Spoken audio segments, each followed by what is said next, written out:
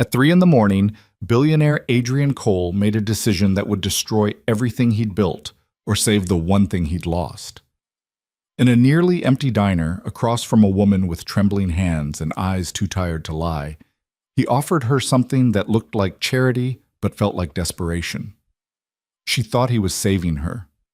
He knew better. This is their story, messy, complicated, and nothing like the fairy tale you think it is. Stay with me until the end, hit that like button, and drop a comment with your city so I can see how far this story travels. The Mercedes idled at a red light that didn't matter. At 3:17 a.m., there were no other cars, no pedestrians, just the hum of the engine and the slow, steady breathing of Marcus in the driver's seat, pretending not to notice that his boss hadn't slept in 48 hours. Adrian Cole sat in the back, staring at nothing through tinted windows. 32 years old, $3 billion in the bank, a penthouse that overlooked half of Manhattan, a son asleep 3 floors below his own bedroom, dreaming whatever 5-year-olds dream about, and Adrian couldn't remember the last time he'd felt anything. "Take the long way," he said. Marcus didn't ask which long way, he just drove. They wound through streets Adrian used to know when he was younger and hungrier, and still believed money could fix the parts of himself that felt broken. Past the building where he'd signed his first deal, past the bar where he'd celebrated his first million alone because he didn't have anyone to call. Past the hospital where his wife had died, giving birth to the only good thing he'd ever made. He didn't look at any of it. "Sir," Marcus said quietly, "there's a diner up ahead. You want coffee?" Adrian didn't want coffee. He didn't want anything. But he said yes anyway because sitting still felt worse than moving, and maybe caffeine would trick his brain into something resembling function. The diner was the kind of place that had stopped trying 20 years ago. Flickering neon sign, cracked vinyl booths, a countertop that had seen 1,000 elbows and absorbed 1,000 confessions. The windows were fogged from the inside, and through the glass, Adrian could see exactly one person. A woman. She stood at the sink behind the counter, her back to the door, scrubbing a plate with the kind of focus people only have when they're trying not to think about something else. Her hair was pulled back in a ponytail that had come half undone. Her uniform was wrinkled. Her shoulders were tight. "Wait here," Adrian said. He stepped out into the cold and the air bit at his face. He hadn't worn a coat, hadn't thought about it. The door chimed when he pushed it open, and the woman turned. For a second, neither of them moved. She wasn't beautiful in the way the women at his galas were beautiful. No designer dress, no calculated smile. She looked, tired, worn down, like someone who'd been running on fumes for so long she'd forgotten what it felt like to be full. But her eyes were sharp. "We're closed," she said. Her voice was quiet but firm, and there was something in it that made Adrian stop just inside the door. "Sign says 24 hours, he said. She glanced at the door, then back at him. Her jaw tightened. "Sign's wrong." Adrian looked around. The lights were on. The coffee pot was half full. There were clean mugs stacked beside the register. "You're still here," he said. "I'm cleaning." "At 3 in the morning?" She didn't answer, just turned back to the sink and kept scrubbing. Her hands were shaking. Not much.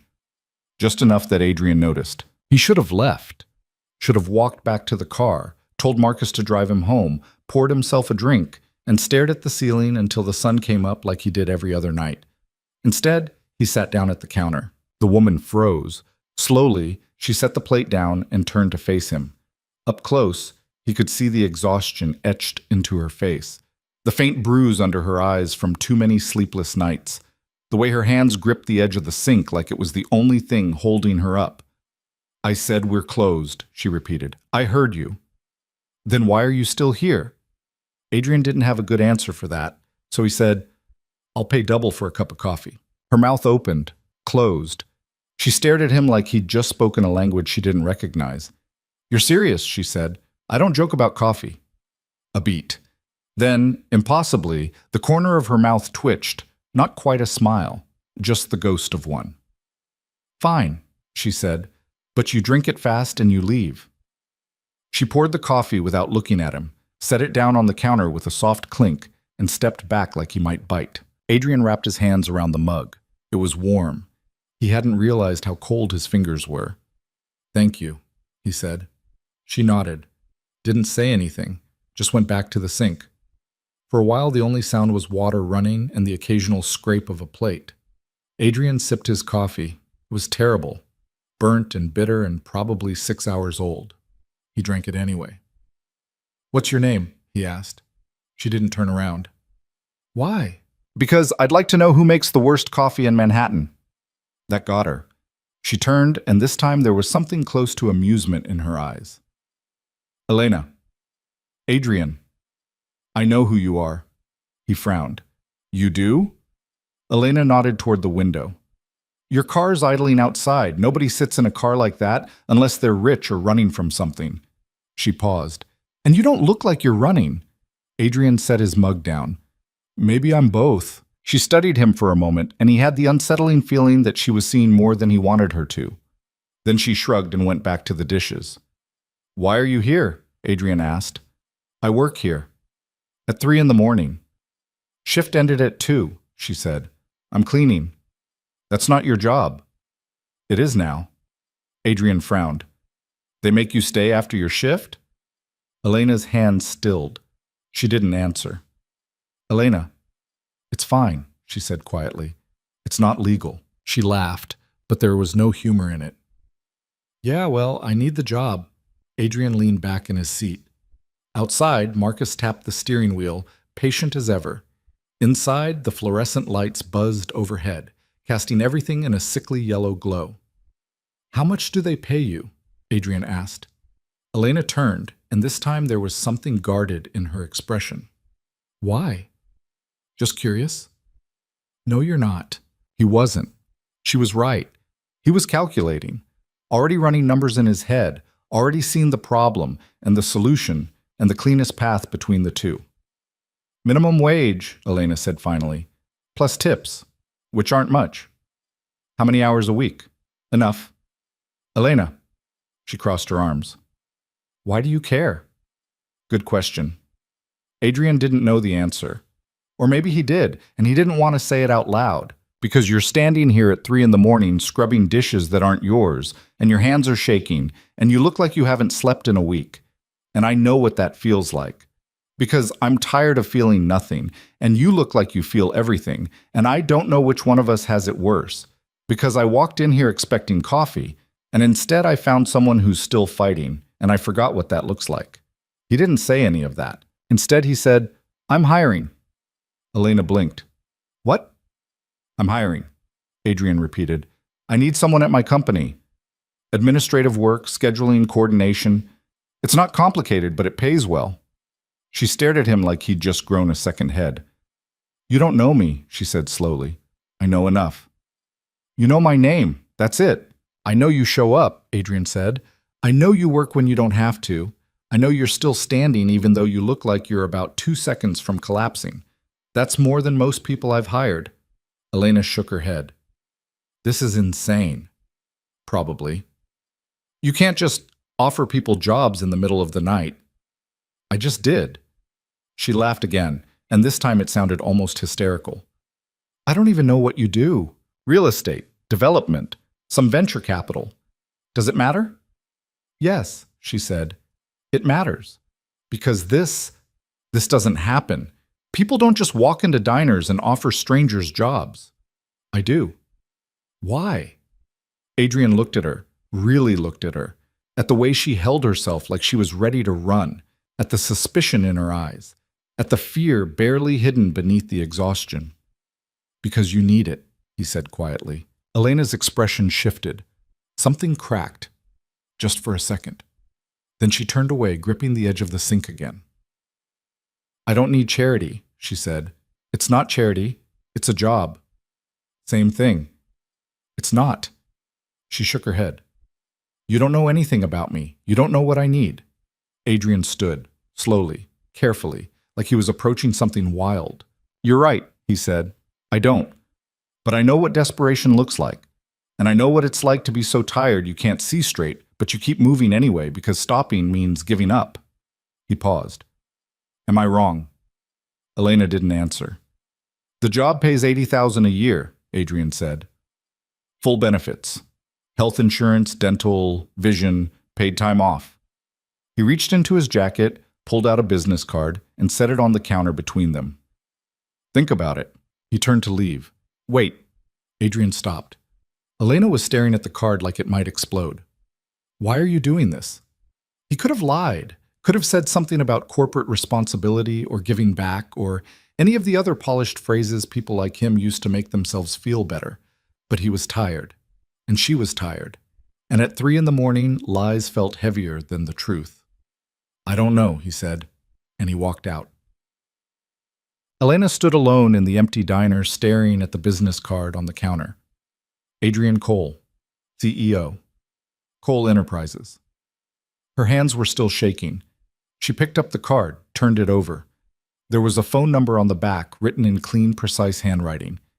$80,000. She made $19,000 last year, before taxes. This was insane. This was a trap. This was... Her phone buzzed in her pocket. She pulled it out, already knowing what it would say. A text from her mother's nurse. Another bill. Another payment due. Another reminder that time was running out and money was running faster. Elena looked at the card again. Then she slipped it into her pocket and went back to washing dishes. Adrian didn't sleep that night either. He sat in his study, nursing a glass of whiskey he didn't want, staring at the city lights stretched out below. His phone sat on the desk beside him, silent. He didn't know why he'd done it, didn't know what he expected, didn't even know if she'd call. Probably not. She was smart. She'd see through it, see him for what he was. A man with too much money and too little purpose, trying to fill the gaps with other people's problems. His wife would have laughed at him, would have called him out on his bullshit with that sharp, knowing smile she used to have. Would have told him to stop trying to fix things that weren't his to fix. But she wasn't here, and Elena was. Adrian drained his glass and poured another. 2 days later, his assistant buzzed him. Sir, there's a woman here to see you. She doesn't have an appointment. Adrian glanced at his calendar. Back-to-back meetings until 7. Conference call at 8. Dinner with investors at 9. Tell her... She says her name is Elena Brooks. Adrian stopped.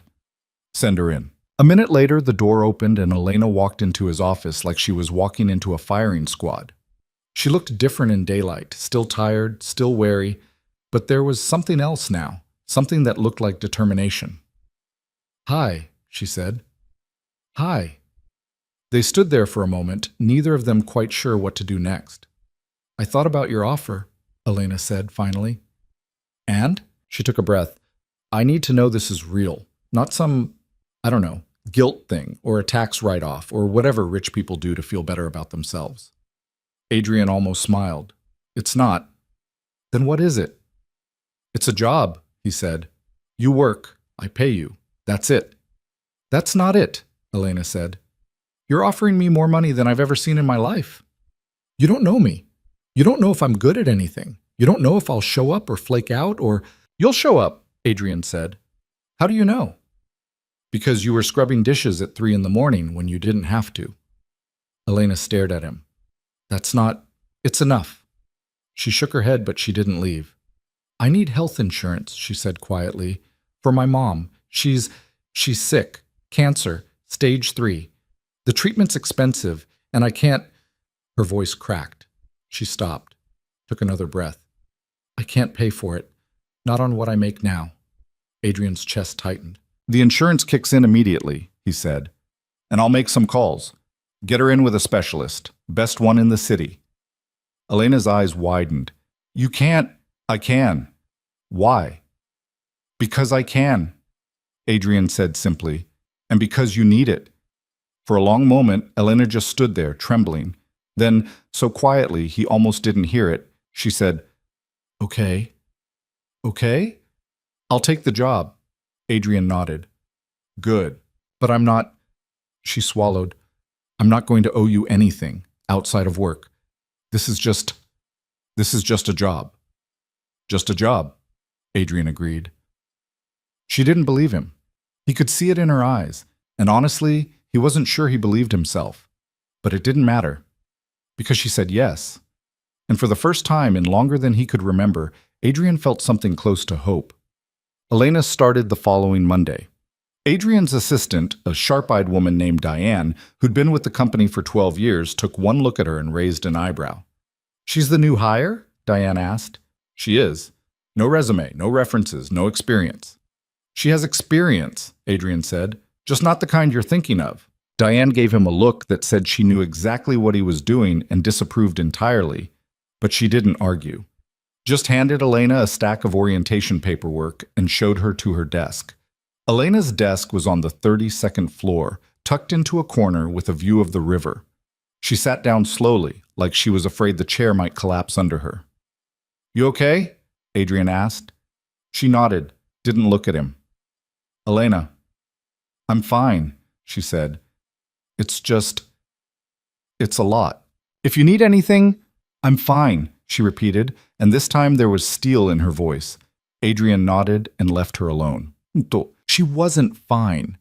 Adrian could see it in the way her hands shook when she reached for her coffee, in the way she flinched every time someone walked past her desk, in the way she double-checked every email 3 times before sending it, like she was waiting for someone to tell her she'd made a mistake. But she showed up, every day, early. She learned fast, asked good questions, didn't complain. And slowly, something started to shift. 3 weeks in, Adrian found her in the break room at midnight, staring at a spreadsheet on her laptop. "You're still here," he said. Elena jumped. "I didn't hear you." "Sorry." He nodded at the screen. "What are you working on?" "The Foster Project. There's a discrepancy in the budget, and I wanted to make sure I caught it before tomorrow's meeting." Adrian looked at the spreadsheet. She was right. There was a discrepancy. A small one. Most people wouldn't have noticed. "Good catch," he said. Elena's shoulders relaxed slightly. "Thanks." Adrian poured himself a coffee. "You don't have to stay this late." "I know." "So why are you?" She hesitated. "I don't want to mess up." "You're not going to mess up. You don't know that." "I do," Adrian said. "You're careful. You pay attention. You care. That's more than half the people in this building." Elena looked at him, and for the first time since she'd started, there was something other than fear in her expression. "Thank you," she said quietly. Adrian nodded. "Go home, Elena. Get some sleep." She packed up her laptop, but before she left, she turned back. "Adrian?" "Yeah?" "Why did you really hire me?" He could have deflected, could have given her the same answer he'd given Diane and the board and everyone else who'd asked. But it was midnight, and they were alone, and he was tired of lying. "Because I saw you," he said, "and I knew if I didn't do something, I'd regret it." Elena's breath caught. It's the truth." She stared at him for a long moment. Then she nodded and left. Adrian stood alone in the break room, holding a cup of coffee he didn't want, and wondered what the hell he was doing. The answer came a week later. Elena's mother, Margaret, got her first appointment with Dr. Okonkwo, the oncologist Adrian had called in a favor to access. The treatment plan was aggressive, expensive, but it had a chance. Elena cried when she told him. Not in the office. She waited until they were alone, in the parking garage at the end of the day, and then the words just spilled out of her in a rush. "She has a chance," Elena said, her voice breaking. "She actually has a chance. I didn't let myself hope, but now..." She covered her face with her hands, and her whole body shook. Adrian stood there, frozen, because he didn't know what to do. Didn't know if he was allowed to do anything. Then, before he could think better of it, he stepped forward and put a hand on her shoulder. Elena stiffened. Then slowly, she leaned into him. Just a little. Just enough. And Adrian realized, with a clarity that felt like a punch to the chest, that this wasn't just a job anymore. It never had been. Over the next month, Elena became part of the rhythm of Adrian's life. She was there in the mornings, already at her desk when he arrived. There in the evenings, reviewing reports while he took calls. There in the in-between moments, asking questions that made him think harder about decisions he used to make on autopilot. She was smart. Not just competent, sharp. She saw patterns he missed, caught mistakes before they became problems, suggested solutions that were better than his own. And she was kind. Not in the performative way people at his level were kind, writing checks and shaking hands and saying the right things at the right galas. Elena was kind the way people who'd been hurt were kind. Carefully, deliberately. Like she knew exactly how much it cost and chose to pay it anyway. She remembered names, brought coffee to the interns, stayed late to help the night custodian fix a jammed copier. Adrian watched her, and he couldn't look away. But it was Diane who finally said something. "You're staring," she said one afternoon, appearing at his elbow like a particularly judgmental ghost. Adrian blinked. "What?" "At her." Diane nodded toward Elena's desk. "You're staring. Again." "I'm not." "You are. And it's making people talk." Adrian's jaw tightened. "Let them talk," Diane sighed. "Adrian, I've worked for you for 12 years. I've seen you date models, actresses, that one ambassador's daughter who tried to sell your secrets to a tabloid. Your point?" "My point is I've never seen you look at any of them the way you look at her." Adrian didn't answer. "She's not like them," Diane said quietly. "She's not playing a game. She's not here for your money or your name or your connections. She's just trying to survive. And if you're not careful, you're going to hurt her." "I'm not going to—" "You already are," Diane said, "just by being you." She walked away before he could respond. Adrian stood there, staring at nothing, knowing she was right. That night, he went home and poured himself a drink. Then another. Then he pulled up Elena's file on his computer and stared at it until the words blurred together. He shouldn't have hired her, shouldn't have gotten involved, shouldn't have let himself care. But it was too late. Because somewhere between the diner and the break room and the parking garage, Elena Brooks had become the first thing he thought about in the morning and the last thing he thought about at night. And he had no idea what to do about it. The problem started small. A month and a half into Elena's tenure at Cole Enterprises, Adrian's son got sick. It was just a cold, nothing serious. But Liam's regular nanny had the flu, and the backup nanny was visiting family in Ohio, and Adrian's schedule was a nightmare of back-to-back meetings he couldn't cancel. He was standing in his office at 6 in the morning, phone pressed to his ear, listening to yet another agency tell him they didn't have anyone available on such short notice when Elena knocked on the door. "Come in," he said, not looking up. She stepped inside holding 2 cups of coffee, one for him, one for her. It had become a routine. "You're here early," she said. "Couldn't sleep." "Join the club." She set his coffee on the desk, then noticed his expression. "What's wrong?" Adrian hung up the phone, rubbed his eyes. "Liam's sick. Both nannies are out. I have 3 meetings I can't move, and I don't know what to do." Elena was quiet for a moment. Then she said, "I could watch him." Adrian looked up. "What?" "I could watch him until you figure something else out." "Elena, you have work." "I can bring my laptop, answer emails. It's not that different from being at my desk." She paused. "Unless you don't trust me with him." "It's not that." "Then what is it?" Adrian didn't have a good answer. Or maybe he did, and it was too complicated to say out loud. Because letting Elena into his home felt different than letting her into his office. Because his son was the one thing in his life that mattered more than anything else, and trusting someone with that felt like handing them a loaded gun. Because he was already too close to her, and this would make it worse. "Okay, he said. Elena blinked. "Okay?" "Yeah, if you're sure." "I'm sure." Adrian nodded slowly. "I'll send you the address." She smiled, small, genuine. "I'll be there in an hour." And she was. Adrian opened the door to find her standing on his doorstep, holding a bag of groceries and looking nervous. "I brought stuff to make soup," she said. "My mom used to make it when I was sick. I thought, I don't know, maybe he'd like it." Something twisted in Adrian's chest. "Come in," he said. The penthouse was exactly what someone would expect from a billionaire bachelor. Floor-to-ceiling windows, minimalist furniture, art that cost more than most people made in a year, everything expensive, nothing warm. Elena looked around and Adrian could see her cataloging it all. The space, the silence, the utter lack of anything that looked like a home. "Where is he?" she asked. "Living room, on the couch." Adrian led her through the open space to where Liam was curled up under a blanket, watching cartoons with glassy eyes. His dark hair stuck up at odd angles. His cheeks were flushed. He looked tiny. "Liam," Adrian said gently, "this is Elena. She's going to stay with you today while I'm at work." Liam looked at her with the kind of suspicion only a 5-year-old could muster. "Why?" "Because Miss Rosa is sick and Miss Jennifer is visiting her mom." "Are you sick too?" Liam asked Elena. "Nope," Elena said, crouching down so she was at his level. "Just me. Totally healthy.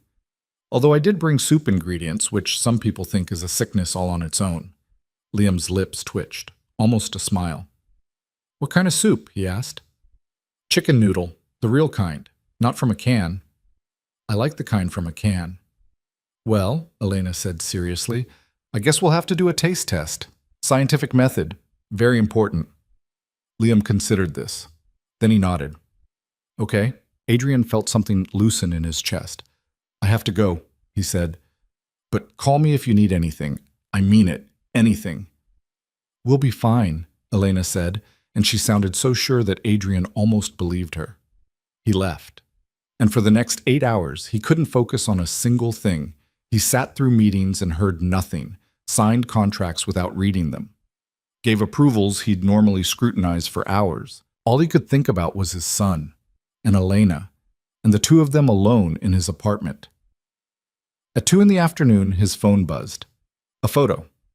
Liam and Elena sitting on the kitchen floor surrounded by pots and wooden spoons. Liam was laughing, actually laughing. His face was still flushed, but his eyes were bright. The caption read, "Soup's ready. He says it's better than the can. Don't tell Campbell's." Adrian stared at the photo for a full minute. Then he forwarded it to himself and saved it.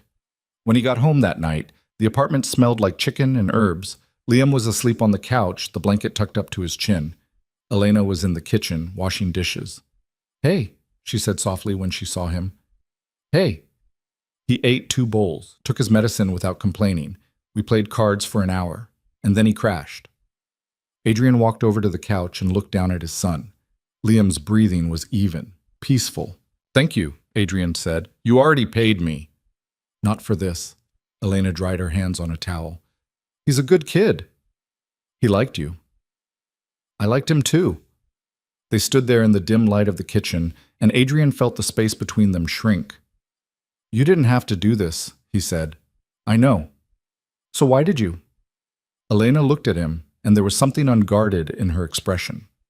Something that looked almost like longing. "Because I know what it's like," she said quietly, "to need help and not know where to find it." Adrian's throat tightened. "You should go home," he said. "Get some rest." Elena nodded, grabbed her bag, started toward the door. Then she stopped. "Adrian?" "Yeah?" "You're a good dad." She left before he could respond. Adrian stood there staring at the closed door and realized he was in serious trouble. The next morning, Diane cornered him in his office. "You had her babysit your son," she said. "No preamble, no pretense. He was sick. You have agencies, services, people who do this professionally. None of them were available." Diane crossed her arms. "Adrian, what? Do you hear yourself? I needed help. She offered. That's it." "That's not it," Diane said. "And you know it's not." Adrian's jaw tightened. "What do you want me to say?" "I want you to be honest. With me. With yourself. With her." "I am being honest." "No," Diane said. "You're being reckless. And the difference is going to matter." She left. Adrian sat at his desk and tried to focus on work. Tried to ignore the way his mind kept drifting back to the photo on his phone, to the sound of Liam's laughter, to the way Elena had looked at him in the kitchen. He lasted until noon, then he walked out of his office, took the elevator down to the 32nd floor, and found Elena at her desk. "Can I talk to you?" he asked. She looked up, startled. "Sure, is something wrong?" "No, just come with me." He led her to one of the empty conference rooms and closed the door behind them. Elena set her coffee down on the table. "You're making me nervous." "I want to start a new initiative," Adrian said. She blinked. "Okay, community outreach, shelters, clinics, programs for families who are struggling. I want Cole Enterprises to fund it, but I don't want it to be some corporate PR stunt. I want it to be real, to actually help people." Elena stared at him. That's a big project. I know. It'll take months, maybe years. You'll need a team, a budget, a plan. I have a budget. I'll get a team.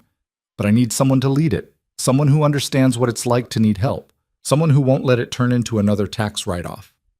Elena's eyes widened. You want me to lead it? Yes. Adrian, I don't have experience with... You have the only experience that matters, he said. You've lived it. She shook her head. This is insane. Probably. I'm not qualified. You're the most qualified person I know. Elena laughed, but it sounded shaky. You don't even know me. I know enough. She looked at him for a long moment, and Adrian could see the war happening behind her eyes. The fear, the hope, the desperate, fragile belief that maybe, just maybe, this could work. Okay, she said finally. Okay, I'll do it. Adrian smiled. Actually smiled. Good. But I'm going to need help. A real team. People who know what they're doing. Done. And I'm going to make mistakes. Everyone does. And if this doesn't work, it will, Adrian said. Elena met his gaze. How do you know? Because you won't let it fail. She looked like she wanted to argue, but instead she just nodded. And something shifted between them. Something Adrian couldn't name but felt in his bones. The outreach program became Elena's entire world. She threw herself into it with a focus Adrian had only seen in people who were running from something or towards something and couldn't afford to stop. She researched shelters, visited clinics, talked to social workers and nurses and case managers. She came back with lists and plans and ideas that made Adrian's head spin. Within 2 weeks, she'd assembled a team, small but dedicated, a grant writer, a logistics coordinator, a partnership director. Within a month, they'd identified their first 3 projects: a shelter expansion, a mobile clinic, a scholarship fund for single parents. Elena ran it all with the kind of efficiency that would have impressed a general, and Adrian watched her transform. She stopped looking tired, stopped flinching when people walked past her desk, started speaking up in meetings, started believing in herself. It was the most beautiful thing he'd ever seen, but it also meant she was around, constantly, in his office, asking for approvals, in the conference room, presenting updates, at his apartment, dropping off files and staying for dinner because Liam asked her to. The lines blurred, and Adrian stopped trying to redraw them. One night, 3 months after the outreach program launched, Elena showed up at his apartment unannounced. Adrian opened the door and found her standing there, holding a bottle of wine and looking sheepish. "I'm sorry," she said. "I should have called.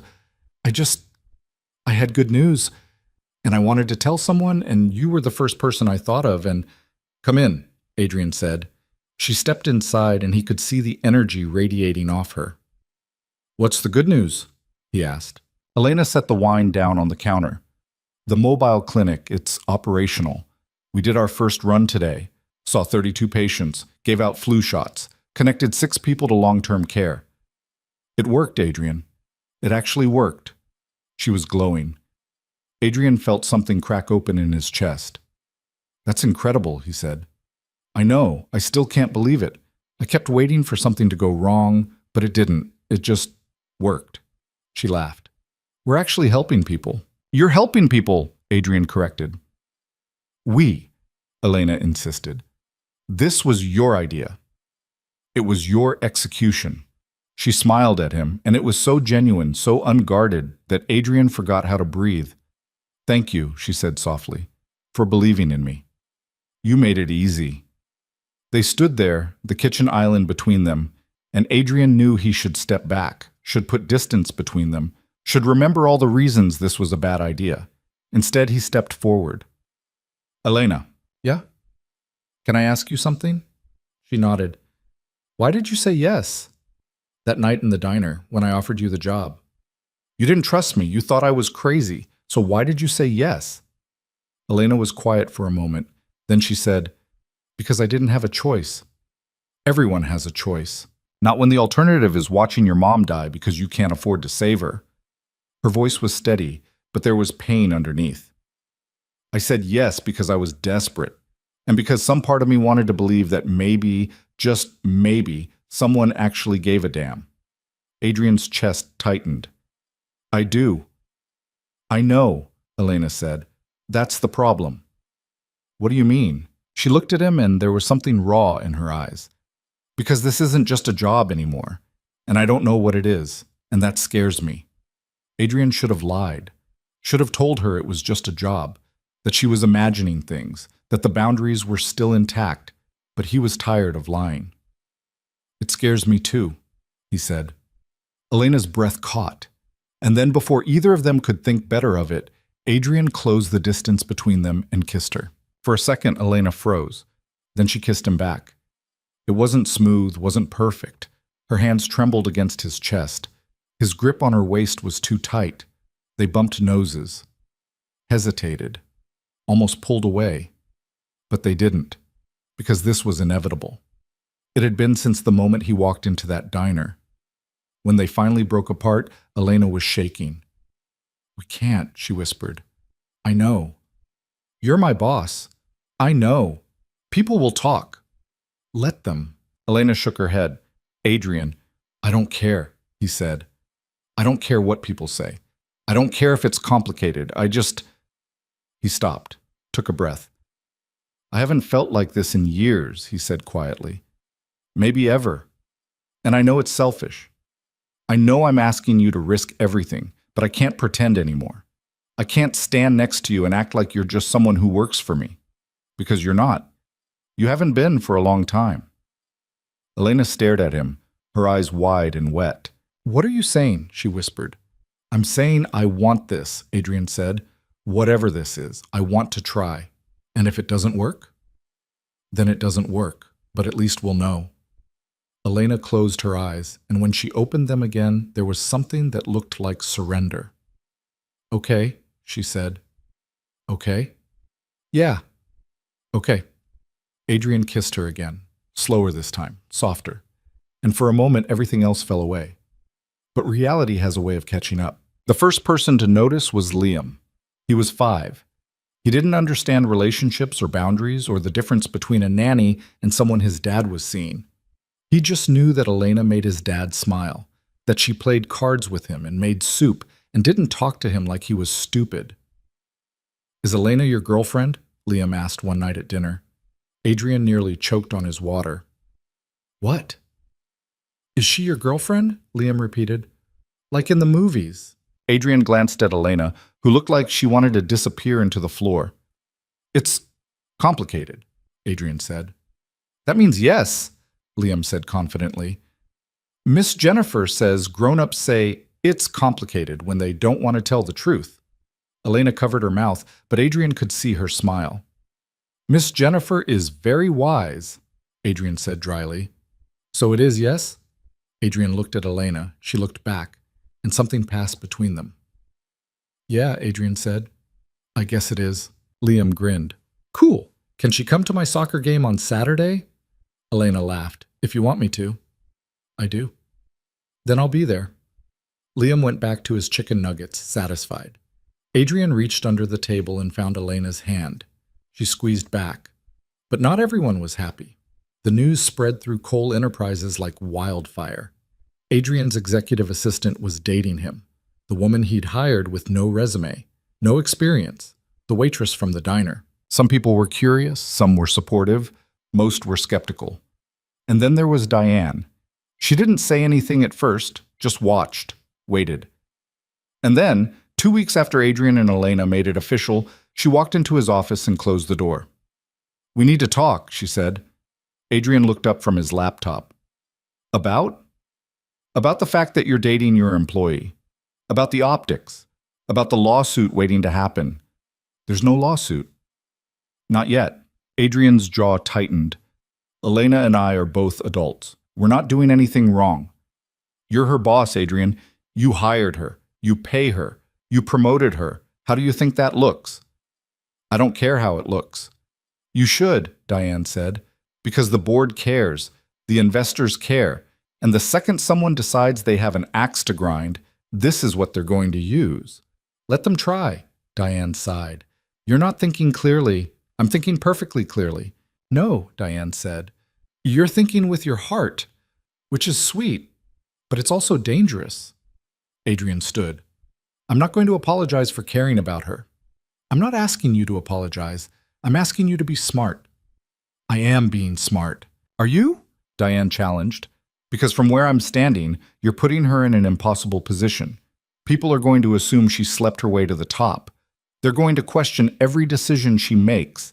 Every success will be because of you. Every failure will be her fault. And you're okay with that? Adrian didn't answer. Because he wasn't. But he didn't know how to fix it. Diane's expression softened. I like her, Adrian. I do. She's smart. She's hardworking. She cares. But this isn't fair to her, and you know it. She left. Adrian sat down and stared at the wall. He knew Diane was right. He just didn't know what to do about it. That night, he told Elena what Diane had said. They were sitting on his couch, Liam asleep upstairs, the city lights twinkling outside. Elena listened without interrupting. And when he finished, she was quiet for a long time. She's right, Elena said finally. I know. People are going to talk. They're going to say I only got the outreach program because I'm sleeping with you. That's not true. Doesn't matter, Elena said. They'll say it anyway. Adrian turned to face her. So what do we do? Elena looked at him, and there was something tired in her eyes, something resigned. I don't know, she said. I don't know if there's anything we can do. We could go public, make it official, show people it's real. That'll just make it worse. Then what? Elena shook her head. Maybe Diane's right. Maybe this is a bad idea. Adrian's stomach dropped. You don't mean that. I don't know what I mean, Elena said. I don't want to be the woman who slept her way to the top. I don't want people to look at the outreach program and assume it only exists because I'm with you. I don't want... Her voice cracked. Adrian pulled her into his arms. Listen to me, he said quietly. You didn't sleep your way anywhere. You earned this. Every single part of it. The job, the program, all of it. And anyone who says otherwise is an idiot. But they will say it, Elena whispered. You know they will. Let them, Adrian said. I don't care. I do. And that, Adrian realized, was the problem. Because Elena cared what people thought, cared about proving herself, cared about being more than just the woman Adrian Cole saved. And he didn't know how to give her that while also being with her. They sat there in silence, holding each other, and Adrian felt the future crack. The breaking point came 3 days later. Adrian was in a board meeting when his phone buzzed. A text from an unknown number. He almost ignored it. Then he saw the attachment, a photo. Him and Elena, kissing in the parking garage. The caption read, Thought the board might be interested in how their CEO spends company time. Adrian's blood went cold. He excused himself from the meeting and called Diane. We have a problem, he said. She was in his office 10 minutes later. Adrian showed her the photo. Diane swore under her breath. Who sent this? She asked. I don't know. Does Elena know? Not yet. Diane paced. This is bad, Adrian. If this gets out, it won't. You don't know that. I'll handle it. How? Adrian didn't have an answer, because there was no handling this. Someone had a photo. Someone with an agenda, and they were going to use it. The only question was when. Elena found out 2 hours later when the photo showed up in her email. Same message, same threat. She came to Adrian's office, pale and shaking. We need to talk, she said. Adrian closed his laptop. I know. This is exactly what Diane said would happen. I know. So what do we do? Adrian stood, walked over to her, took her hands. We don't let them win, he said. How? We tell the truth. We go to the board. We explain, and then what? Elena interrupted. They fire me, or they make me resign, or they keep me on, but everyone knows I'm only there because of you, and the outreach program dies because no one will take it seriously anymore. That won't happen. You don't know that. Adrian didn't, and the helplessness of it made him want to break something. Elena pulled her hands free. I need to think, she said. Elena, please. She left. and Adrian stood alone in his office staring at the photo on his phone and wondered if Diane had been right all along. Elena didn't come to work the next day, or the day after that. Adrian called, texted, got nothing back. On the third day, he went to her apartment. She answered the door in sweatpants and a t-shirt, her hair in a messy bun, her eyes red. "Hi," she said quietly. "Can I come in?" She hesitated, then stepped aside. The apartment was small, cramped, nothing like Adrian's penthouse, but it was warm, lived in. There were photos on the walls, books on the shelves, a blanket draped over the couch. It looked like home. "I've been worried about you," Adrian said. "I'm fine." "You're not." Elena sat down on the couch. Adrian sat beside her. "I've been thinking," she said, "about us, about what this means, about whether we can actually do this." Adrian's chest tightened. "And?" "I don't know," Elena said. "I want to be with you. I do. But I also want to be my own person. I want people to respect me for what I do, not who I'm sleeping with. And I don't know if I can have both." "You can." "How?" Adrian didn't have an answer, because he didn't know either. "What if I quit?" Elena said suddenly. Adrian stared at her. "What? What if I quit Cole Enterprises? Find another job. Keep working on outreach stuff, but independently. No connection to you professionally." "Elena, then it wouldn't matter what people say. We could be together, and no one could accuse me of using you." "You'd be giving up everything you've built." "I'd be protecting it," Elena said. "Because if this photo gets out, the program dies anyway. At least this way I control the narrative." Adrian shook his head. "You shouldn't have to choose." "But I do," Elena said softly. "We both do." They sat there, the weight of it pressing down on them. And Adrian realized she was right. They couldn't have both, not like this, not yet. "What if we wait?" he said finally. Elena looked at him. "Wait?" "Give it time. Let the outreach program get established. Let people see what you've done. Then, when it's undeniable that you earned your place, we go public." "How long?" "I don't know. 6 months? A year, however long it takes." Elena's eyes filled with tears. "You'd wait?" "For you?" Adrian said. "Yeah, I would." She leaned into him and he wrapped his arms around her. "This is insane," she whispered. "I know. I hate this. Me too." But they both knew it was the only way. So they waited. And it was the hardest thing Adrian had ever done. Waiting turned out to be a special kind of torture. They saw each other every day at work, passed in hallways, sat in meetings, exchanged emails that were carefully professional and completely devoid of anything real. Adrian would watch Elena present updates to the board, her voice steady and confident, and have to sit there pretending his heart wasn't trying to climb out of his chest. Elena would catch his eye across a conference table and have to look away before anyone noticed the way her breath hitched. It was excruciating, and it got worse, because the photo never went public, but the threat remained. Whoever had sent it was waiting, watching. And that invisible sword hung over their heads every single day. Adrian hired a private investigator to trace the number. Got nothing. Burner phone. Purchased with cash. No digital trail. Someone smart. Someone patient. Someone who wanted to hurt them. 3 weeks into their forced distance, Elena's mother took a turn for the worse. Adrian found out from Diane, who'd heard it from someone in HR, who'd heard it from Elena's emergency contact form. He called Elena immediately. She didn't answer. He tried again. And again. Finally, at 11 at night, she called back. "I'm sorry," she said. Her voice was raw, exhausted. "I couldn't talk earlier." "What happened?" "Infection. Her immune system's compromised from the chemo. They've got her on antibiotics, but..." Elena's voice cracked. "They don't know if it's going to work." Adrian's chest constricted. "Where are you?" "Hospital. I've been here since this morning." "Which hospital?" "Adrian, which hospital, Elena?" She told him. He was there in 20 minutes. He found her in the waiting room on the 4th floor, curled up in a plastic chair that looked like it had been designed specifically to prevent comfort. She had a cold cup of coffee in her hands. Her eyes were hollow. "You came," she said. "Of course I came."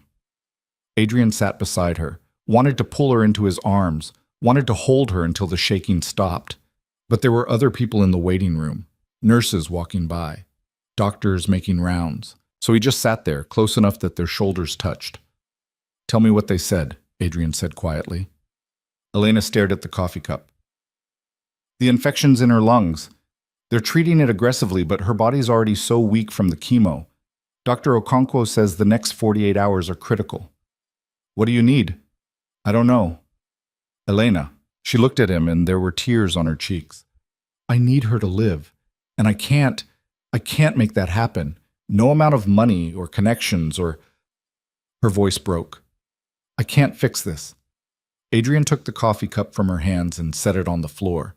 Then, very carefully, he took her hand. "You're not alone," he said.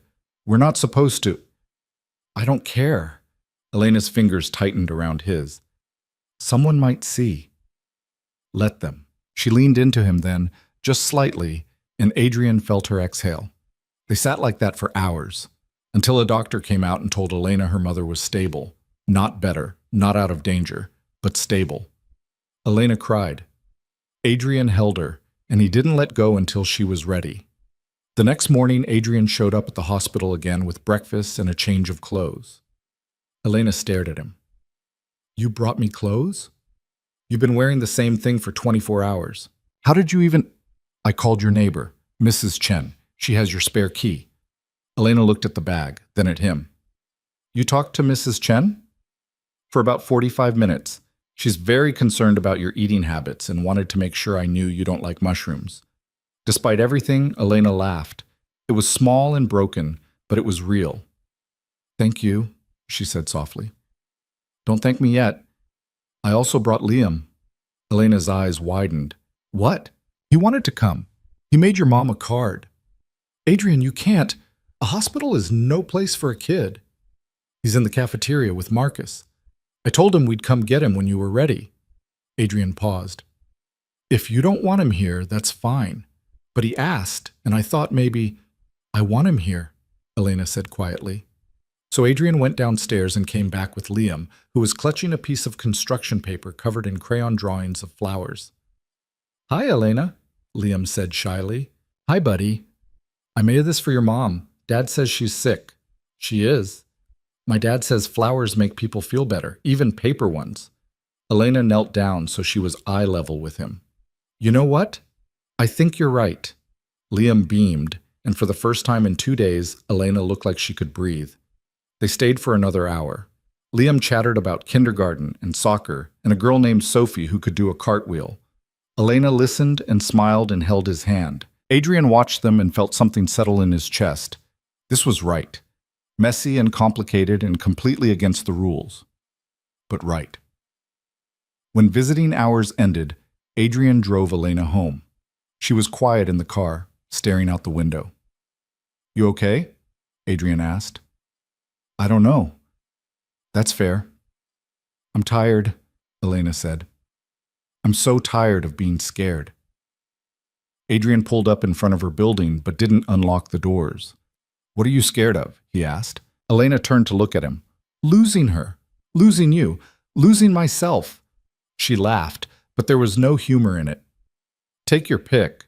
You're not going to lose me. You don't know that." "Yes, I do." "Adrian, I love you," he said. The words hung in the air between them. Elena's breath caught. "What? I love you," Adrian repeated. "I should have said it weeks ago. I should have said it that night in my apartment, but I was scared, and I thought waiting was the right thing to do. But I can't wait anymore, not for this."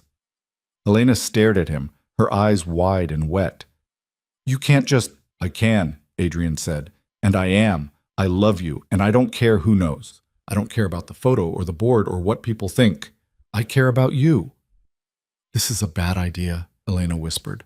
"Probably the worst I've ever had. People will talk." "Let them. You'll regret it." "I won't." Elena closed her eyes, and when she opened them again, there was something that looked like surrender. "I love you too," she said. Adrian leaned across the console and kissed her. It was different this time. No hesitation, no fear, just certainty. When they pulled apart, Elena was crying. "What do we do now?" she asked. "Whatever we want." Adrian said. But wanting and doing turned out to be two very different things, because the next morning, Adrian's ex-fiancée walked into his office. Her name was Vanessa Hartley. She was 34, a corporate lawyer, and the last person Adrian had tried to build a life with before his wife died. It had ended badly. She hadn't taken it well. And now she was standing in front of his desk, wearing a suit that probably cost more than most people's cars, and smiling like a shark. "Hello, Adrian," she said. "Vanessa." He didn't stand, didn't offer her a seat. "What do you want?" "Is that any way to greet an old friend?" "We're not friends." "No," Vanessa agreed. "We're not. But we were more than that once. Or have you forgotten?" Adrian's jaw tightened. "I haven't forgotten. What do you want?" Vanessa walked over to the window and looked out at the city. "I've been following your career, very impressive. The outreach program in particular, such a noble cause. Get to the point." She turned, and there was something cold in her eyes. "I met your new assistant. Elena, is it? Sweet girl. A little, plain. But I suppose that's what you're into these days." Adrian stood. "You need to leave. I also met someone very interesting at a fundraiser last week. They had a photograph, you and Elena, very intimate." Adrian's blood went cold. "It was you," he said. Vanessa smiled. "I didn't take the photo, but I did buy it. For quite a lot of money, actually. What do you want?" "The same thing I've always wanted," Vanessa said. "Respect, acknowledgement, an apology for the way you ended things." "I'm not apologizing for—" "Then I'll release the photo," Vanessa said simply. "To the press, to the board, to anyone who'll listen. And I'll make sure everyone knows that the great Adrian Cole is sleeping with his charity case employee." Adrian's hands clenched into fists. "You're bluffing." "Am I?" Vanessa pulled out her phone, showed him the photo. "One click, Adrian. That's all it takes." "Why are you doing this?" "Because you humiliated me," Vanessa said. Her voice was calm, but there was venom underneath. "You ended our engagement 2 weeks before the wedding. You told me I wasn't enough, that you couldn't love me the way I deserved, and then you moved on like I never mattered. That was 6 years ago. Some wounds don't heal." Adrian stared at her. "What do you want?" "An apology. Public, at the charity gala next month. You'll announce that our breakup was your fault, that you made a mistake. And you'll donate $10 million to my foundation in my name." "That's extortion. That's business," Vanessa corrected. "You have 48 hours to decide. After that, the photo goes public. And your little waitress will spend the rest of her career being known as the woman who slept her way into a billionaire's bed." She walked out. Adrian stood there, shaking with rage, and knew he was trapped. He told Elena that night. They were at his apartment. Liam was asleep. The city was quiet. Elena listened without interrupting, and when he finished, she was silent for a long time. "So what are you going to do, Westy?" she asked finally. "I don't know." "Yes, you do." Adrian looked at her. "What?" "You're going to give her what she wants," Elena said. "You're going to apologize, donate the money, protect me." "Elena, it's the smart play, Adrian, you know it is." "I'm not going to let her win." "She already has," Elena said quietly. "The second she bought that photo, she won. Now it's just about damage control." Adrian shook his head. "There has to be another way." "There isn't. I'll fight her. And what happens to me while you're fighting?" Elena interrupted. "What happens to the outreach program? To my reputation? To any chance I have of being taken seriously?" Adrian didn't have an answer, because she was right. "I hate this," he said. "Me too." Elena stood and walked over to the window. Adrian followed. "What if we just release it ourselves?" she said. "The photo. What if we beat her to it?" "That won't change anything." "It'll change the narrative. If we control the story, we control the damage." Adrian considered it. "It's risky. Everything about this is risky." "You'd be okay with that? With everyone knowing?" Elena turned to face him. "I'd be okay with not hiding anymore. I'm tired, Adrian. I'm tired of pretending. I'm tired of being scared. I'm tired of letting people like Vanessa have power over me." "What are you saying?" "I'm saying we stop playing their game," Elena said. "We tell the truth. We own it. And we let people think whatever they're going to think." Adrian stared at her. You're sure? No, Elena admitted. But I'm tired of being sure. I just want to be honest. Adrian pulled her into his arms, and for the first time in weeks, he felt like he could breathe. They released the photo themselves 2 days later. Not to the press, not to the board, to the company. Adrian called an all-hands meeting. Every employee, every department. He stood in front of 300 people and told them the truth. That he and Elena were together. That it had started after she was hired, not before. That he understood it looked complicated, but that everything Elena had accomplished, she'd accomplished on her own merit. The room was silent. Then Elena stood. She walked to the front and stood beside Adrian. I know what you're thinking, she said. Her voice was steady. You're thinking I slept my way to the top. That I used Adrian to get ahead. That I don't deserve to be here. Someone in the back shifted uncomfortably. And maybe some of that's true, Elena continued. Maybe I got lucky. Maybe Adrian saw something in me that I didn't see in myself. Maybe if we'd never met, I'd still be washing dishes at 3 a.m. She paused. But I'm here now, and I've worked my ass off to prove I belong. The outreach program exists because I built it. The partnerships exist because I made them. The lives we've changed exist because I showed up every single day and refused to quit. Her voice grew stronger. So yeah, I'm dating my boss. And yeah, that's complicated. And yeah, some of you are going to judge me for it. But I'm not going to apologize. Because I earned my place here. And I'm not going anywhere. The room was silent for a beat. Then someone in the middle started clapping. Then someone else. Then the whole room. Adrian looked at Elena, and she looked back, and they both smiled. But the victory was short-lived, because that afternoon Vanessa released the photo anyway. Not just to the company, to every major news outlet in the city. The headline read, Billionaire CEO Adrian Cole in relationship with former Waitress employee. The article was brutal. It questioned Elena's qualifications, implied impropriety, suggested the outreach program was nothing more than a vanity project designed to impress Adrian's girlfriend. Elena read it in Adrian's office, her hands shaking. They're destroying me, she whispered. No, they're not. Did you read this? They're calling me a gold digger, a con artist. They're saying I manipulated you. And we'll fight back. How? Elena looked at him, and there was despair in her eyes. How do we fight this, Adrian? They have the narrative. They have the power. We have nothing. We have the truth. The truth doesn't matter, Elena said. Not to them. Adrian wanted to argue, wanted to tell her she was wrong, but he couldn't, because she wasn't. The backlash was immediate and vicious. The board called an emergency meeting. Investors sent concerned emails. Partners started asking questions. And through it all, Elena held her head high. She showed up to work every day, ran her meetings, led her team, refused to hide. But Adrian could see the toll it was taking, the way her hands shook when she thought no one was looking, the way she stopped eating lunch, the way she stared at her computer screen like she was waiting for the next blow to fall. 2 weeks after the story broke, Elena's mother was released from the hospital. The infection had cleared. The treatment was working. She was going to be okay. Elena should have been relieved. Instead, she fell apart. Adrian found her in the parking garage at midnight, sitting in her car, sobbing so hard she couldn't breathe. He got in the passenger seat and didn't say anything, just sat there while she cried. When she finally stopped, her voice was hoarse. I can't do this anymore, she said. Can't do what? This, us, any of it. Adrian's stomach dropped. Elena, I'm drowning, Adrian. Every day, I wake up and I see another article or another comment or another person looking at me like I'm a joke.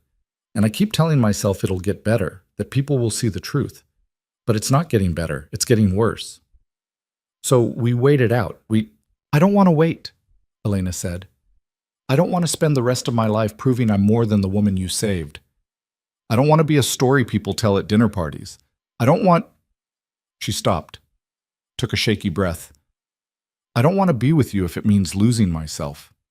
The words hit Adrian like a physical blow. You're not losing yourself, he said. I already have. Elena, please, I love you, she said. But I can't do this. Not like this. Adrian felt something crack inside his chest. What are you saying? Elena looked at him, and her eyes were red and swollen and full of pain. "I'm saying we need to stop," she said, "for a while, until things calm down, until I can figure out who I am without you. That's not—" "Please," Elena whispered, "please don't make this harder than it already is." Adrian wanted to fight, wanted to argue, wanted to tell her she was wrong, but he looked at her, really looked at her, and saw how broken she was. And he realized that sometimes loving someone meant letting them go. "Okay," he said quietly. Elena's face crumpled. "Okay? Yeah, if that's what you need. Okay." She reached for his hand, squeezed it once, then she let go. And Adrian sat there in the dark, alone, feeling like his entire world had just collapsed. The next day, Elena submitted her resignation. Adrian refused to accept it. "You're not quitting," he said. "I already did." "I'm not accepting it." Elena stood on the other side of his desk, her arms crossed. "You don't have a choice." "Yes, I do. And I'm not letting you walk away from everything you've built because people are cruel." "I'm not walking away from the work," Elena said. "I'm walking away from this, from you, from the impossible situation we've created." "Elena, I've already found another position," she said. "A nonprofit downtown. They want me to run their community programs. It's less money, but it's mine. No one can say I didn't earn it." Adrian felt like he'd been punched. "When do you start?" 2 weeks. "And us?" Elena's expression softened. "There is no us. Not right now. Maybe not ever." "You don't mean that." "I do," Elena said. "Because as long as we're together, I'll always be the waitress you saved, and I need to be more than that. For me." Adrian wanted to argue, wanted to beg, wanted to tell her she was already more than that, but he knew she wouldn't believe him, so he just nodded. "I'm sorry," he said. "Me too."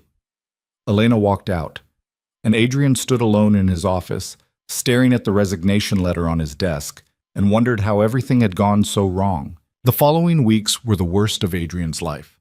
Elena cleaned out her desk, said goodbye to her team, handed off the outreach program to her successor, and through it all, Adrian watched from a distance, helpless. On her last day, he found her in the empty conference room where they'd had their first real conversation. "Hey," he said. "Hey, I just wanted to say—" Adrian stopped, started over. "I wanted to say I'm proud of you for everything you've done, everything you're going to do." Elena's eyes filled with tears. "Thank you. And I'm sorry for putting you in this position, for not protecting you better." "You tried." "Not hard enough." Elena shook her head. "This isn't your fault, Adrian. It's life. It's messy and complicated, and sometimes there's no good answer." "I wish there was." "Me too." They stood there in silence. Then Elena picked up her box and walked toward the door. She stopped in the doorway and turned back. "For what it's worth," she said quietly, "I don't regret it. Any of it. Even this." Adrian's throat tightened. "Me neither." Elena smiled, small, sad. Then she left, and Adrian stood alone in the empty room, feeling the weight of everything they'd lost. That night, he went home and poured himself a drink, then another. Then he sat on the floor of his study and cried for the first time since his wife died. Liam found him there an hour later. "Dad?"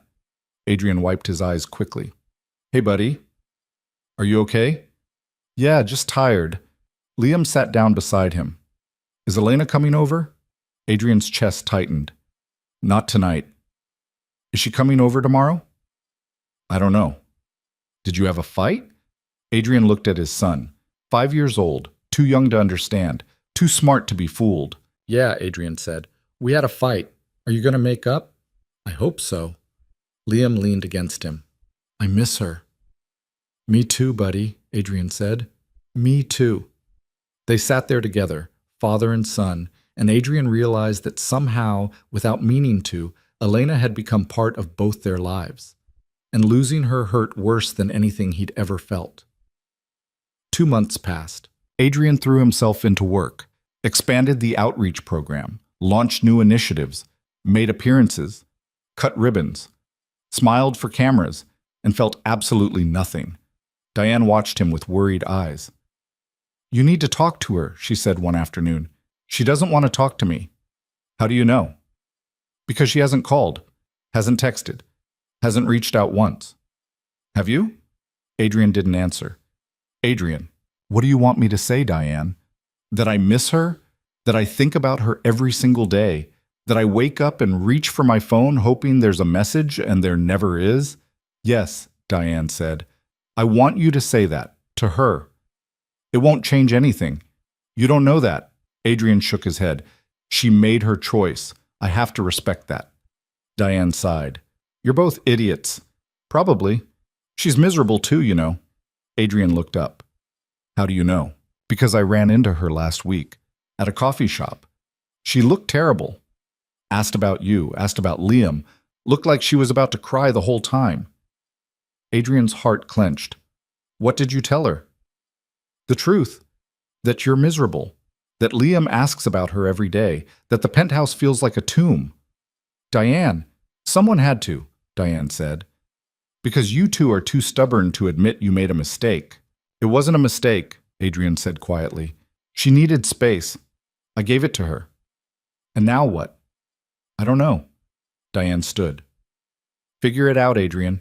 Because life's too short to spend it being miserable when the person you love is just across town being equally miserable." She left.